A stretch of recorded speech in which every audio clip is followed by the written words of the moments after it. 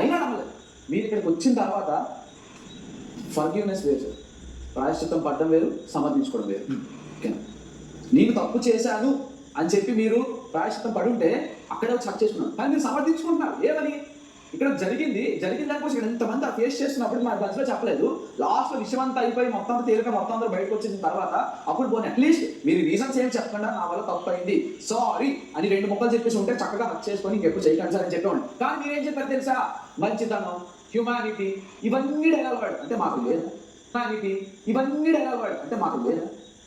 మీరు సారీ చెప్పారు, నేనంటే సారీ చెప్పలేదమ్మా. మీరు సారీ చెప్పారు, నేనంటే సారీ చెప్పలేదమ్మా. నేను అదే అన్నా, ప్రాయశ్చిత్తం వేరు, పశ్చాత్తాపడడం వేరు అని చెప్పలేదు. మీరు ఎదంటున్నా సారీని పక్కన పెట్టేసి సమర్థించుకోవడానికి పక్కన పెట్టలేదు. సారీ చెప్పాను, నేను చెప్పలేదండి. నేను చెప్పినానండి సారీ అనేది ఒక మాటతో తేలిపోయింది కాదు. ఒక నిమిషం నేను చెప్పినాను. సమర్థించుకోవడం వేరు, ఒకటి ప్రాయశ్చిత్తం పడడం వేరు, పశ్చాత్తాపడడం వేరు. సారీ చెప్పలేదు అన్నావు, నేను సారీ చెప్పానా లేదా క్లారిటీ. సారీ మీరు చెప్పారు, దాన్ని సమర్థించుకునేలా చెప్పకూడదు.